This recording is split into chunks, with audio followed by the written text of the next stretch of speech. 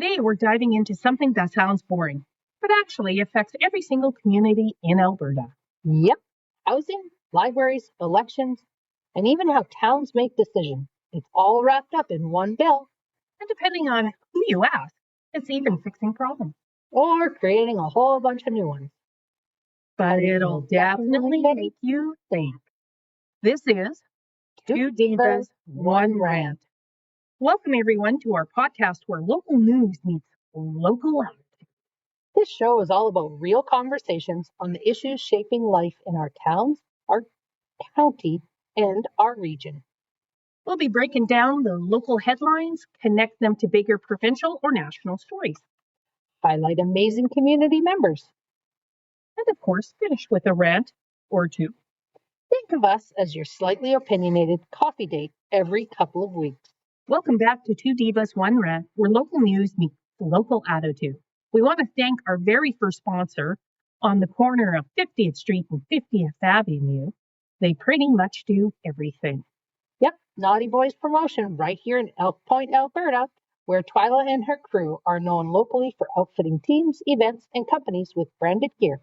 They are a local Pure Later drop-off, and they have a storefront where you can go shop for clothes, trophies, promotional products, and get your embroidery logo stitched on. A big thank you for all you do. Okay, let's jump in here, Terry, and let's talk about Bill 28, a proposed provincial bill that's getting a lot of attention, especially where we live in rural Alberta.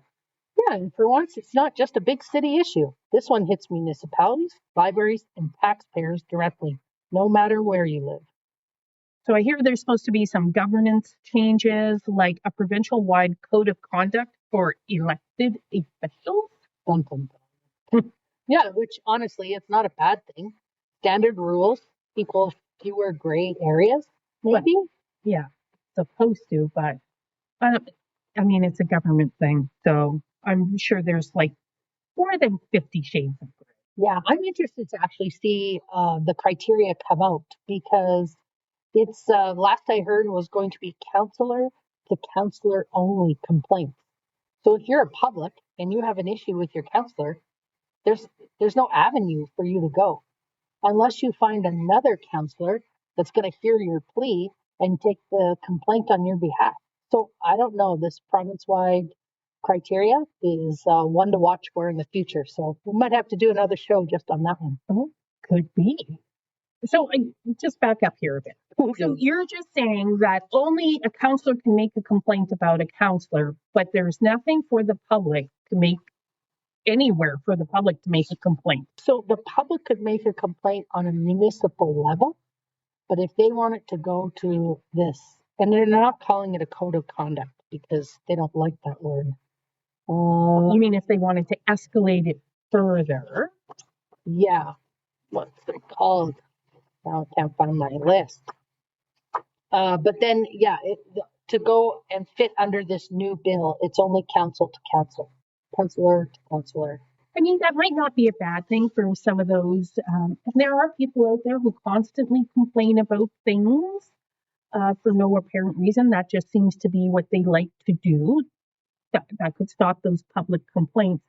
However, I mean, I'm going to pick on the RCMP here for a minute and not pick on them, but just use them as an example in the sense that they get lots of public complaints and they investigate or, check into them, almost every one of them.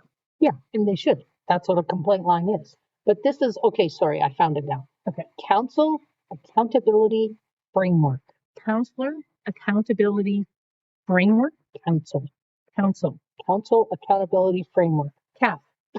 Oh, boy. The acronym. The other thing, my concern about that, having gone through the whole process myself. Yes, for those of you who don't know, Terry was one time a town councilor. Yeah, and it was a great experience for the most part. It was a good learning curve for sure. It made me a lot more aware of what happens in how towns and villages and cities are run. And interesting how people don't know maybe what questions to ask, so then they don't ask. And then they just think, oh, it's okay. It's running fine. But really, maybe it's not. Ask the questions and don't be afraid to. Well, you know what we always say, if you're thinking it, somebody else is thinking the same question too. Some people are just scared to ask them. So it's good if somebody says. Yeah. I think my issue is that they just got tired of me asking questions. Like they're like, just shut up and let us run the town. Like, don't ask questions. We don't want to hear it. But Learn something. that just made me dig in harder. Let me find 10 extra ones to ask for next week. Oh, I'm just kidding. So sorry, let me just finish up. The thing that I would watch out and be concerned about this council accountability framework is the government's going to do the review and the investigation, and they're going to say, okay, municipality, you pay for that now. So it's all going to be downloaded like on municipalities that they're going to have to pay for these third party reviews and investigations that they have zero control over. Wow. Yeah. It'll be interesting to see how that all falls out. So then that also makes then people more hesitant maybe about making a complaint. Yes. And the other thing that they're looking at is if you're going to make a complaint, you got to pay. So if you're not willing, if you're not willing to pay the fee, then you're not willing to complain. So we'll see that structure too. We'll see how that all comes down the pipe. And where does that money go then? I'm sure to the provincial coffers. It's not going to go to the municipalities. They're going to pay for it. Why can't it go to the person doing the investigation? Well, they're going to be hired by the province. Dollars, I'm sure. Stay tuned. Oh, that's fascinating. Okay.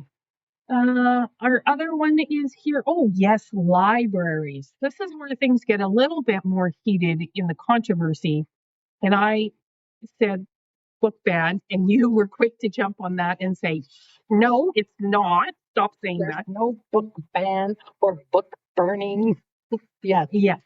No, but it is rather interesting because it's about people not being able to get books. And from what we read on the government website, that one-page document, it said sexually explicit material, and you had to be over 15 to access it. Yeah. But then when I dived into the bill itself, it actually doesn't really say that. So now it's going to be interesting to see what the criteria will be. It's saying that the minister will make regulations regarding the access to the use and borrowing of public library property by members of the public, including regulations restricting access, use, and borrowing based on age. So what does that mean? Let's keep it confusing because that's what legislation is, right? Oh, that legalese speak. Yeah, so is it 15-year-old or is it like, oh, you're 70 and you shouldn't be taking out any more gardening books? We want to give it to, Sally, who is 37 and is just starting out. I don't know. Yeah, and then so for example, you have a book that maybe is cartoon and it has two people depicting a love scene of some sort, and you maybe have movies that you're looking at. That's okay for adults. So do they get to go put it in the adult section of the library? So, or does it have to be like the Blockbuster of old, where you have the red light district room in the back? Or does it just have to be behind the counter? And if you're 16 and up, then you have to ask for that book. Because if that's the case, then half that adult section is going to have to be. Well, they're going to have to make some.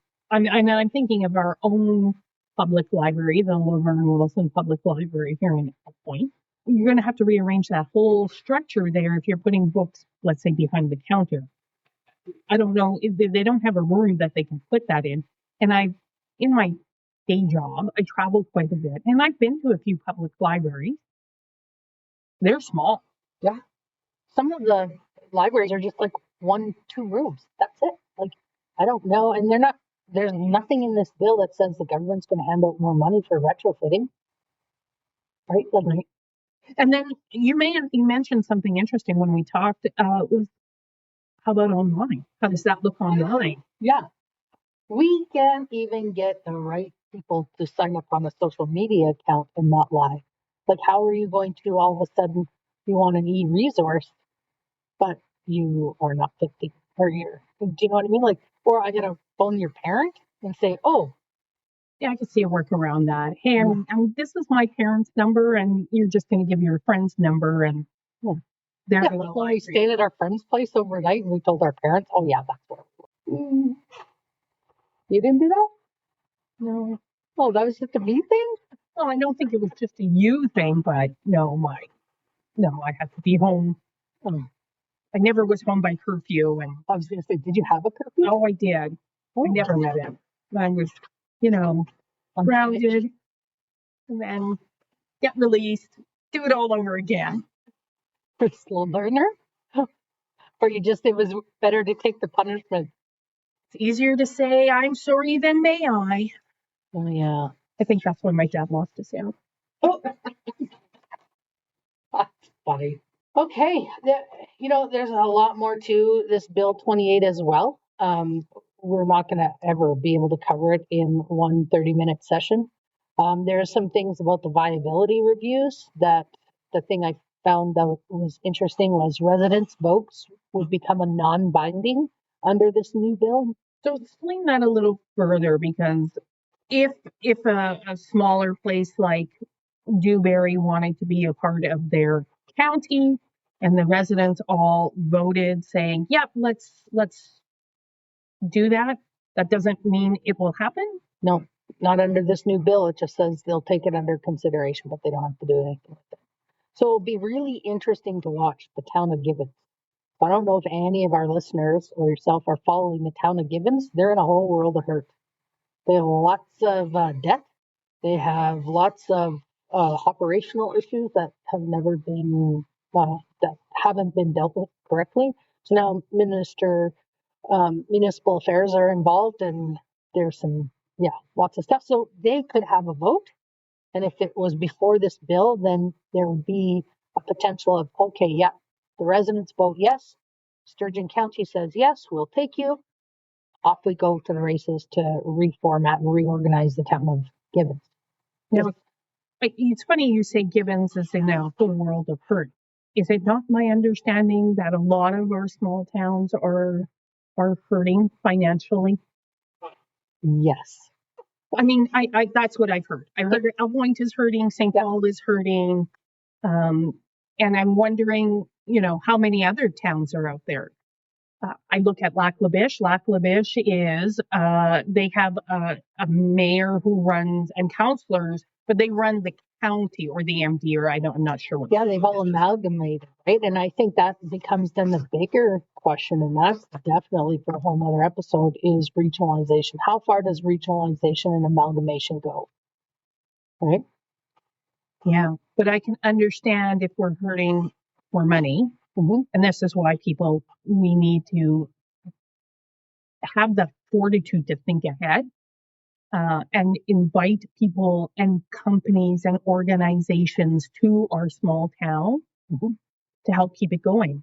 Because I used to work at the Point Elementary School here in town, and there was 2 grades, 2 classrooms for every grade. Well, now they're down to 1 classroom per grade.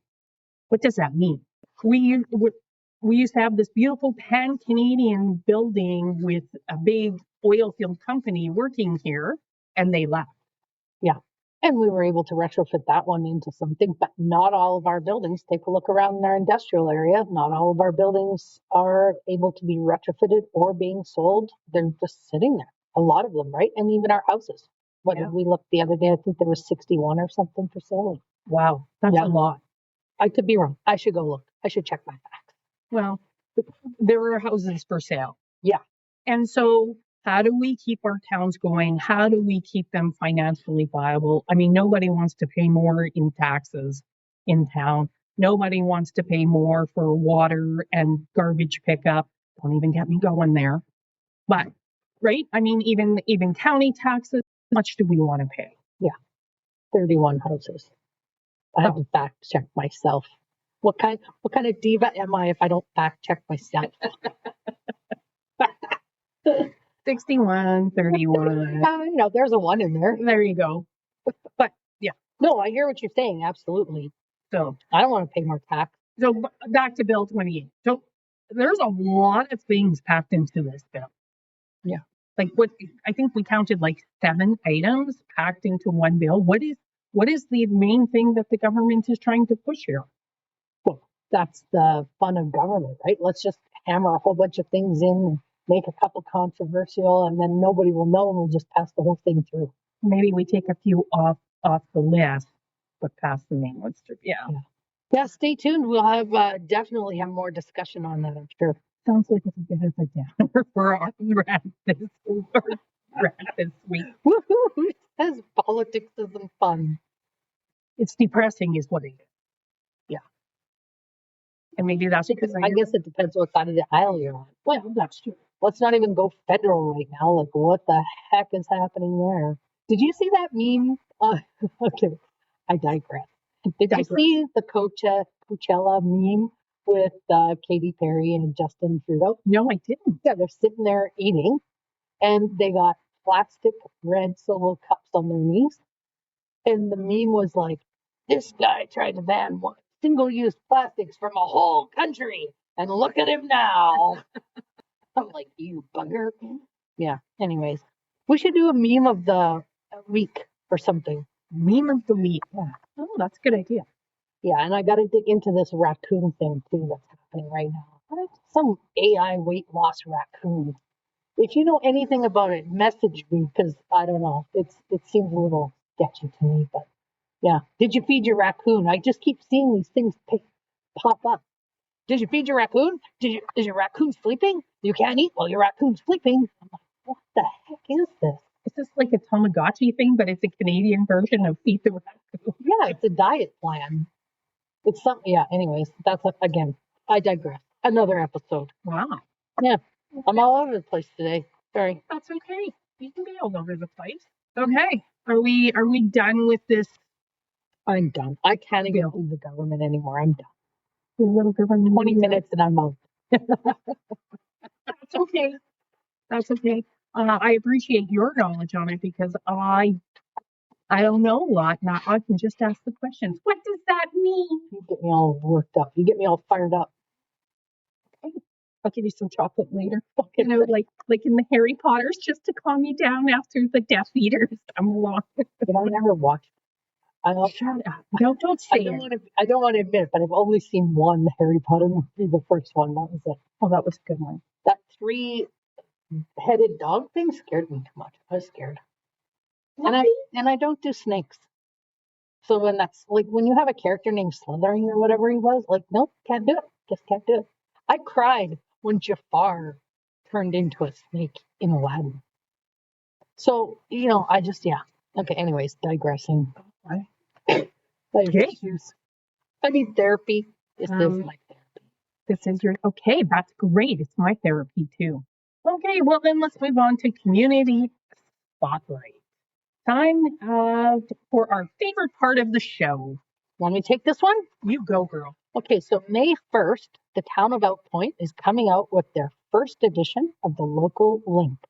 Sounds pretty exciting. It's a one-stop shop to find all the local information. If you want your group, organization, or event or information shared on this Local Link, please contact Morgan at the town office. We did get a sneak peek of it. Yeah, we did look through the draft of it. It had a lot of stuff on there. Not going to lie. I'm not sure about this link. Now, I did listen a little to the town council meetings and they were talking about it. And the reason why are they doing it? I think it's just so that people have like a one-stop, like a hub that they can go to find the information. But then my OCD starts kicking in, like could we get it in alphabetical order? Could we make the squares the same size? You know, like just crazy stuff like that. But I do appreciate the work that's going into it because information is key. And I think we have lacked that for a while. So I'm glad to see that we're trying to get the information out there. I totally agree. We have this system of social media that everybody is connected to, and we have to jump from page to page to find out what's going on. So I guess this is a nice way of doing that. personally, I just aesthetically would like it to, and I know it was just a draft, so hopefully they're still working on it and improvements will come. So yeah. I'm excited to see the final outcome of it. Right. And I mean, isn't that also the same reason why we started this podcast too, was we don't have a local radio station. St. Paul doesn't have a local radio station. We don't have a local newspaper anymore. We're almost like a regionalization of newspaper towns all together into one. Yeah, we fight for the page and a half, maybe 2 pages if we're lucky, in the weekly newspaper. Right? Yeah. So this is another great way, like we do in this podcast, and we will gladly take anybody's submissions as to what's happening. Just remember though, people, we do drop a podcast every 2 weeks. So something we had to learn when doing this is like, we're recording on this day. We have to be cognizant of the event is happening on that day. So yeah, I think we have talked a lot about Easter, and then when we dropped the podcast, it was like after Easter. I'm like, oh, I missed that one. Well, it was Easter Monday. Yeah, still, okay. Have chocolate for like a week. Still eating chocolate. Yeah. I think I've lost now where I was going with this podcast will drop on April 20th, so we just got to be cognizant. If you're sending in your topics, sending in your events, just know we will do our best to get them on air, but please don't hurt us or, accost us at the co-op if we missed it. That's right. And we had some great submissions to come in, so don't be upset if we don't get to it right away. We are working on what our topics are, and it will come. We've had a few really good ones come out, and I'm really excited about some of them. Mm-hmm. June is looking very exciting. June is looking so exciting. All right, so some upcoming events that will actually hit before the 20th. Oh, yes. So we have some reoccurring events. They'll be starting. Yeah. We don't know exactly what day they'll be starting. They dropped an Easter event, but this is our Elk Point Farmers Market at the Allied Arts Building, which usually runs every Thursday from 12 to 5 p.m. And I think that time sometimes changes, so check out their Facebook to just confirm that. And when they're going to start. Yeah. Okay. And then every third Thursday, the Community Christian Church has a soup luncheon, and it's 11:30 to 1 p.m. Yeah, and that's actually, we're going to miss that one on this episode, but it's every third Thursday, so mark your calendar. Absolutely. Can't be everything to everyone all the time, people. We can try. I hear their soup is really good. Very good. Like I'm not a big butternut squash one, but it was pretty good. I like butternut. The cream of mushroom is very creamy. Borscht. No. I apologize to all my Ukrainian family out there. I do not like the borscht. I do not like beets in soup. I like them every other way, but not in a soup. I love pickled beets. Okay, and then every second Saturday, the Community Christian Church has a men's breakfast. No, the second Saturday of every month, that should read. Now that I see that. Yeah. Okay. So say it again, Terry. The second Saturday of each month is the men's breakfast. Okay. 9 a.m. Yeah. Every Tuesday of the month is pickleball. Our dear friend, Trent Rowley, would say pickleball is fun. Yes. I've never played. Have you? Yes, I actually helped. So Jenna Colburn started it because she was a rec coordinator here at that point. And then I became president and took it on its way. Wow. Yeah. And I have a pretty mean serve, I'm not going to lie. And then my hip kind of gave out, so I had to pass the torch. I would like to go see it one day, please. But Joanne and her crew are doing a really great job. Excellent. They are at F.G. Miller Junior Senior High School gym at 7 p.m. But please remember to bring your indoor shoes, please. And once the snow goes away, they'll be in the outdoor courts just behind the A.J. Ross Arena. Oh, true story. Okay. And then every Thursday, the Community Christian Church, boy, that's a hot place, has a Mom and Tots program from 9 a.m. to 11 a.m. What else is happening? Well, let's see. April 30th is a newcomer support event put on by KELP at the Laverne Wilson Public Library in Elk Point at 9:30.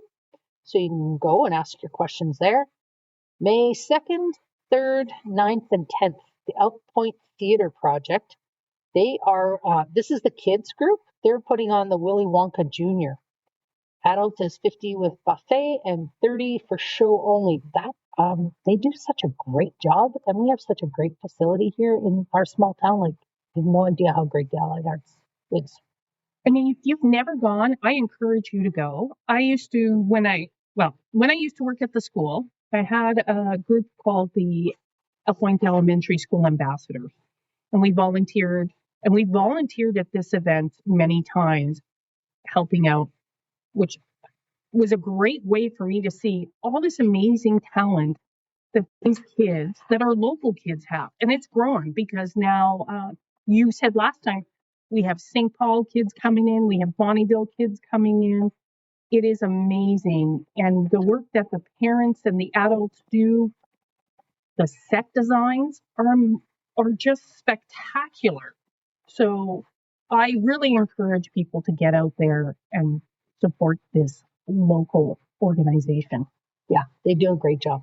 And like you said, from set design to singing to food and the ambiance. Like last year, they did Shrek Jr. and then they had the green ogre stuff coming off. Oh, it was amazing.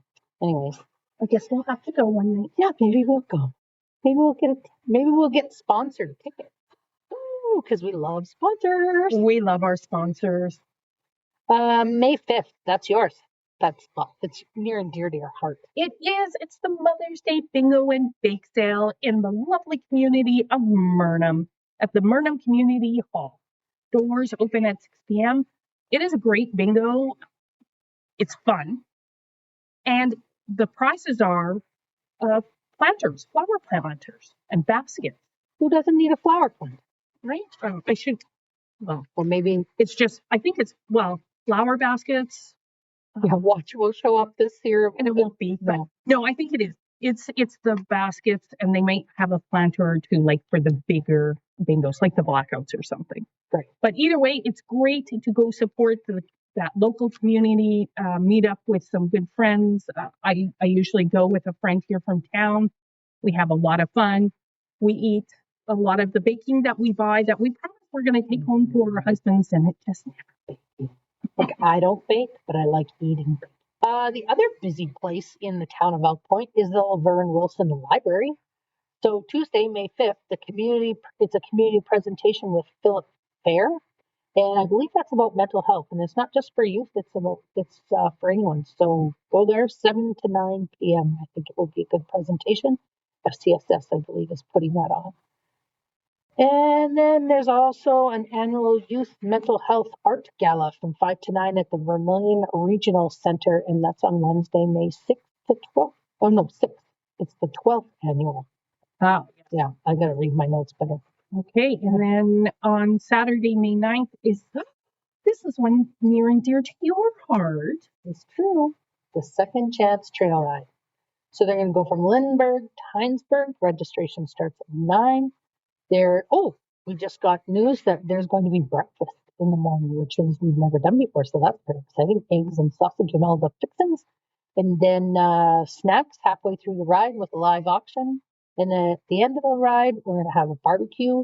And that's sponsored by B&R Echoes, they do it every year, which we're very fortunate to have. And then we'll do a small program silent auction. And yeah, it's a great day. And how many years now for the Second Chance Trail Ride? This one is 15. Wow. Yeah, bringing awareness to organ and tissue donations. So, yeah. I know it's near and dear to your heart because you've been working with them, like you've been a volunteer with them for so long. It's also near and dear to my heart because I live in downtown LA, Lindbergh, Alberta, and Morris and the late Bay Irvine, they are my neighbors. And so I also support this great organization. Are you all considered neighbors in Lindbergh? We are. How many people live? Like how many? I think there's 12 homes. Really? That's cool. Yeah. So like they phone me and say, Doris, your big fat orange cat is in our yard. Well, he's laying there. He's not doing anything. He's not harming anything, but he's here. We go over, we pick him up, bring him home. I know when Lionel's dog is up visiting. Yeah. Excellent. Yeah. All right. Well, how are we doing for time? Do we got time for our rants? Let's rant. Oh, what's wrong? Okay. My frustration is how complicated the legislation is. I don't understand all that legalese in there. We're back to the bill. Well, most people don't even know this bill exists. Yeah, that's true. And it can potentially impact their daily lives. Well, and it's going to impact our taxes, for sure. My take, if you're going to shift power away from local communities, then you better be ready to explain why and why I, as a taxpayer, have to pay for it, and explain it clearly and early. Like maybe do consultation before putting the bill out to the legislature. And now we're in second reading already, and you haven't even done consultation. Maybe we should contact our MLA. Yeah, we should. Maybe Mr. Scott Sear would like to be on Two Divas, One Rant if he's brave. Yeah. Yeah. Okay. Do we have anything else? I've got nothing. Nothing. It's kind of. I feel our energy is not quite where it should be. But wait a minute. Do we need to do the disclaimer now? Oh, the disclaimer. Because everything we say are our own thoughts, written down most of the time, but clearly our own thoughts. That's right. Two Divas and One Rant is all about real conversations from our point of view. Everything we talk about reflects our own opinions, experiences, and legislation interpretations of what's happening in our town, our county, and beyond. We're not claiming to have every detail or the full story. We're reacting to what we see, what we hear, and what affects our community. Bill 28. We're here to spark discussions, not to present ourselves as experts, because I don't understand the legalese of legislation. If we miss something or get something wrong, or there's more to the story, we genuinely welcome being corrected or educated. Community insight makes the conversation better, and we're always open to learning from the people who live. Hey, do you know what just struck me? Do you think it's coincidence that Bill 28 is just as menacing as Highway 28? Oh, Highway 28 could be a whole rant itself. That's lame. I know. And it's going to get done. It's going to get done. Yeah. Shovels on the ground, people. Shovels on the ground. We'll see it we'll believe it when we see it. Yeah. I just thought it just hit me. Bill 28, Highway 28. There you go. Okay. Well, I guess that's it for today's conversation. We'd love your ideas. Send us topics, local stories, or maybe even your own rant. Well, yeah, you can send your own rant, but it's going to be our flair. That's right. Exactly. We got to put our sparkle on it. Our sparkle. Our bling bling. Oh, wow, this goes fast. So if you have a hot topic you want to discuss, please message us on Facebook, Instagram, or email us at 2divas1rant@gmail.com. And we now have a website. Crowd goes wild. Well, until next time, stay informed, stay involved, and keep the attitude local.